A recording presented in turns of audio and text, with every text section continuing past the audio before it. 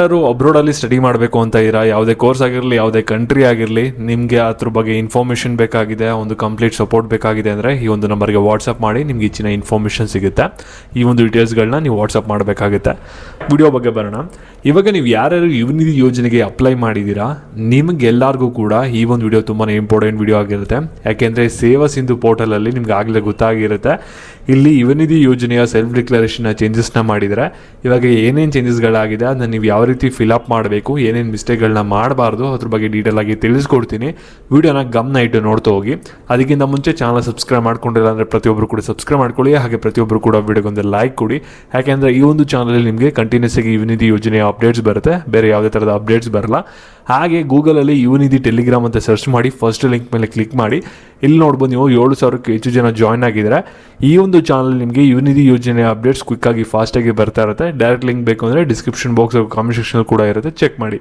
ಓಕೆನಾ. ಯುವನಿಧಿ ಯೋಜನೆಗೆ ನೀವು ಯಾರ್ಯಾರು ಅಪ್ಲೈ ಮಾಡಿದ್ದೀರಾ, ಇನ್ನು ಮುಂದೆ ನೀವು ಪ್ರತಿ ತಿಂಗಳು ಕೂಡ ಸೆಲ್ಫ್ ಡಿಕ್ಲರೇಷನ್ ಕೊಡಬೇಕು.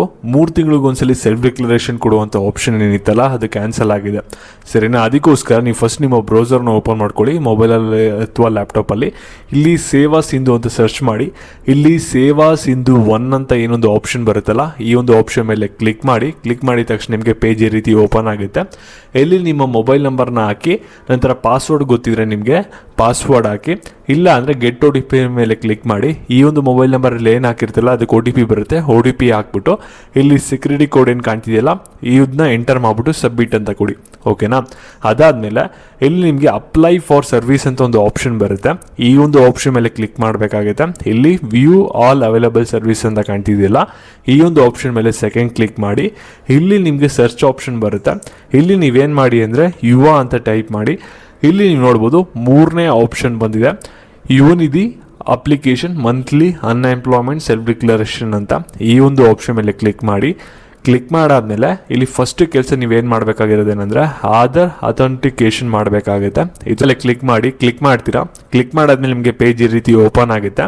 ಇಲ್ಲಿ ನಿಮ್ಮದು ಆಧಾರ್ ಕಾರ್ಡ್ ನಂಬರ್ನ ಹಾಕಿ, ನಂತರ ಈ ಒಂದು ಟ್ಯಾಬ್ ಮೇಲೆ ಕ್ಲಿಕ್ ಮಾಡಿ, ರೈಟ್ ಕ್ಲಿಕ್ ಕೊಡಿ. ನಂತರ ಇಲ್ಲಿ OTP ಕಾಣಿಸ್ತಾ ಇರುತ್ತೆ ಆಪ್ಷನು, ಈ ಒಂದು ಆಪ್ಷನ್ ಮೇಲೆ ಕ್ಲಿಕ್ ಮಾಡಬೇಕಾಗುತ್ತೆ. ನಿಮ್ಮ ಮೊಬೈಲ್ ನಂಬರ್ಗೆ ಒಂದು OTP ಬಂದಿರುತ್ತೆ, ಆ ಒಂದು OTPನ ಇವಾಗ ಎಂಟರ್ ಮಾಡಿ. ಮಾಡಾದ್ಮೇಲೆ ಇಲ್ಲಿ ಸಬ್ಮಿಟ್ ಅಂತ ಕಾಣ್ತಿದೆಯಲ್ಲ ಈ ಒಂದು ಆಪ್ಷನ್ ಮೇಲೆ ಕ್ಲಿಕ್ ಮಾಡಿ.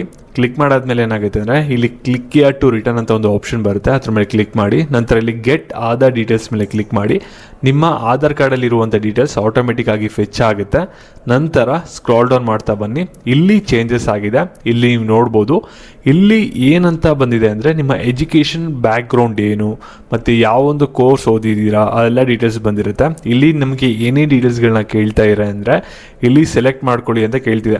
ಅಂದರೆ ನಿಮ್ಮದು ಟೆಕ್ನಿಕಲ್ ಎಜುಕೇಷನ್ ಅಂದರೆ ಇಂಜಿನಿಯರಿಂಗಾ ಅಥವಾ ಬೇರೆ ಕೋರ್ಸಸ್ ಅನ್ನೋದಕ್ಕೆ ಕೇಳ್ತಾ ಇದ್ದಾರೆ. ಇಲ್ಲಿ ಇಂಜಿನಿಯರಿಂಗ್ ಆಗಿದ್ರೆ ಟೆಕ್ನಿಕಲ್ ಮೇಲೆ ಕ್ಲಿಕ್ ಮಾಡಿ, ಬೇರೆ ಕೋರ್ಸಸ್ ನಾರ್ಮಲ್ ಡಿಗ್ರಿ ಆಗಿತ್ತು ಅಂದರೆ ನಾನ್ ಟೆಕ್ನಿಕಲ್ ಮೇಲೆ ಕ್ಲಿಕ್ ಮಾಡಿ. ಇಲ್ಲಿ ನಾನು ಟೆಕ್ನಿಕಲ್ ಮೇಲೆ ಕ್ಲಿಕ್ ಮಾಡ್ತಾ ಇದ್ದೀನಿ. ಅದಾದಮೇಲೆ ನೆಕ್ಸ್ಟ್ ನೀವು ನೋಡ್ಬೋದು ಇಲ್ಲಿ ನಿಮ್ಮದು ಅಕಾಡೆಮಿಕ್ ಪರ್ಸೆಂಟೇಜ್ ಕೊಡ್ತಾರಾ ಅಥವಾ CGPA ಅಂತ ಕೇಳ್ತಿದೆ. ಅದು ನಿಮ್ಮ ಮಾರ್ಕ್ಸ್ ಕಾರ್ಡಲ್ಲಿ ಪ್ರತಿ ಸೆಮಿಸ್ಟರಲ್ಲಿ ಯಾವ ರೀತಿ ಬರ್ತಿತ್ತೋ ಅದ್ರ ಪ್ರಕಾರ ನೀವು ಇಲ್ಲಿ ಸೆಲೆಕ್ಟ್ ಮಾಡ್ಕೋಬೇಕಾಗುತ್ತೆ. ನಾನು ಇಲ್ಲಿ VTU ಸ್ಟೂಡೆಂಟ್ಸ್ ಆಗಿರೋದ್ರಿಂದ ನಾನು CGPA ಇಲ್ಲಿ ಸೆಲೆಕ್ಟ್ ಮಾಡ್ಕೋತಾ ಇದ್ದೀನಿ. ಅದಾದಮೇಲೆ ನೀವು ಎಷ್ಟು ಸ್ಕೋರ್ ಮಾಡಿದರೆ CGPA ಅದನ್ನ ನೀವು ಇಲ್ಲಿ ಎಂಟರ್ ಮಾಡಬೇಕಾಗುತ್ತೆ. ಇವಾಗ ಫಾರ್ ಎಕ್ಸಾಂಪಲ್ ನಾನು ಇಲ್ಲಿ 7.0 ಅಂತ ಹಾಕಿದ್ದೀನಿ. ನಂತರ ಇಲ್ಲಿ ನೋಡ್ಬೋದು ಇಲ್ಲಿ ಯಾವ ಸಬ್ಜೆಕ್ಟಲ್ಲಿ ನಿಮಗೆ ಹೈಯೆಸ್ಟ್ ಸ್ಕೋರ್ ಬಂದಿದೆ. ಇದು ನೀವು ಬೇಕು ಅಂದರೆ ಫೈನಲ್ ಸೆಮಿಸ್ಟರ್ದು ಕೂಡ ಹಾಕ್ಬೋದು, ಇಲ್ಲ ಅಂದರೆ ನಿಮಗೆ ಏನು 1 to 8 ಸೆಮಿಸ್ಟರಲ್ಲಿ ಯಾವ್ದು ಬಂದಿರುತ್ತೆ ಹೈಯೆಸ್ಟ್ ಸ್ಕೋರು ಅದನ್ನ ಹಾಕ್ಬೋದು. ಏನು ಮೇಜರ್ ಏನು ಪ್ರಾಬ್ಲಮ್ ಬರಲ್ಲ. ಆ ಒಂದು ಡೀಟೇಲ್ಸ್ನ ಇಲ್ಲಿ ನೀವು ಸಬ್ಜೆಕ್ಟ್ ಏನಿರುತ್ತಲ್ಲ ಅದನ್ನ ನೀವು ಎಂಟರ್ ಮಾಡಿ. ನಂತರ ಅದು ಮಾರ್ಕ್ಸು ಕೂಡ ಇಲ್ಲಿ ಕೆಳಗಡೆ ಎಂಟರ್ ಮಾಡಬೇಕಾಗುತ್ತೆ ಆ ಒಂದು ಸಬ್ಜೆಕ್ಟ್ಗಳದ್ದು. ಓಕೆನಾ. ನಿಮ್ಮದು ಯಾವೊಂದು ಮೀಡಿಯಮಲ್ಲಿ ಓದಿದ್ದೀರಾ ಅದನ್ನ ನೀವು ಇಲ್ಲಿ ಎಂಟರ್ ಮಾಡಬೇಕಾಗುತ್ತೆ. ಇಂಗ್ಲೀಷಾ ಕನ್ನಡ ಮೀಡಿಯಮ್ ಅನ್ನೋದನ್ನ ಅದನ್ನ ನೀವು ಇಲ್ಲಿ ಎಂಟರ್ ಮಾಡಿ. ಮತ್ತು ಇಲ್ಲಿ ಕ್ವಶನ್ ಕೇಳ್ತಿದೆ, ಇಲ್ಲಿ ನಿಮಗೆ ಇಂಗ್ಲೀಷ್ ಓದೋಕ್ಕೆ ಬರೆಯೋಕ್ಕೆ ಬರುತ್ತಾ ಅನ್ನೋದು. ನಿಮಗೆ ಇಂಗ್ಲೀಷು ಏನಾದರೂ ಮಾತಾಡೋಕ್ಕೆ ಬರುತ್ತೆ ಅಂದರೆ ಇಲ್ಲಿ ಸ್ಪೀಕ್ ಮೇಲೆ ಕ್ಲಿಕ್ ಮಾಡಿ. ಏನಾದರೂ ಬರೆಯೋಕ್ಕೆ ಓದೋಕ್ಕೆ ಬರುತ್ತೆ ಅಂದರೆ ಈ ಒಂದು ಟ್ಯಾಬ್ ಮೇಲೆ ಕ್ಲಿಕ್ ಮಾಡಿ. ನಿಮ್ಗೆ ಯಾವ ರೀತಿ ಇಂಗ್ಲೀಷ್ ಫ್ಲೂಯೆಂಟ್ ಇದೆ ಅದ್ರ ಪ್ರಕಾರ ಇದನ್ನು ಸೆಲೆಕ್ಟ್ ಮಾಡ್ಕೊಳ್ಳಿ. ಅಡ್ರೆಸ್ ಆಟೋಮೆಟಿಕ್ ಆಗಿ ಸೆಲೆಕ್ಟ್ ಆಗಿರುತ್ತೆ, ಅದನ್ನ ನೀವು ಇಲ್ಲಿ ಏನು ಕೂಡ ಚೇಂಜಸ್ನ ಮಾಡೋಕ್ಕಾಗಲ್ಲ, ಅದು ಆಟೋಮೆಟಿಕ್ ಫಿಕ್ಸ್ ಇರುತ್ತೆ. ನಂದು ನೆಕ್ಸ್ಟ್ ಒಂದು ಕ್ವಶನ್ ಕೇಳ್ತಿದೆ, ಇದನ್ನ ಕರೆಕ್ಟಾಗಿ ಅರ್ಥ ಮಾಡ್ಕೊಳ್ಳಿ. ಇಲ್ಲಿ ಕ್ವಶನ್ ಏನಕ್ಕೆ ಕೇಳ್ತಾ ಇದ್ದೀರಾ ಅಂದರೆ ಇಲ್ಲಿ ಪ್ರೆಸೆಂಟಾಗಿ ನಿಮಗೆ ಯಾವ್ದಾರ ಒಂದು ಸಬ್ಜೆಕ್ಟ್ ಬ್ಯಾಕ್ ಇದೆಯಾ ಅಂತ ಕೇಳ್ತಾ ಇಲ್ಲ. ಇಲ್ಲಿ ನೀವೇನಾದರೂ 1 to 8 ಸೆಮಿಸ್ಟರಲ್ಲಿ ಯಾವ್ದಾರ ಒಂದು ಸೆಮಿಸ್ಟರಲ್ಲಿ ಬ್ಯಾಕ್ಲಾಗ್ ಇಟ್ಕೊಂಡಿದ್ರಾ ಅಂತ ಕೇಳ್ತಿದೆ. ಎಸ್ ಇದ್ರೆ ಎಸ್ ಕಮೆಂಟ್ ಮಾಡಿ, ಇಲ್ಲಾಂದರೆ ನೋ ಅಂತ ಸೆಲೆಕ್ಟ್ ಮಾಡ್ಕೊಳ್ಳಿ. ಓಕೆನಾ.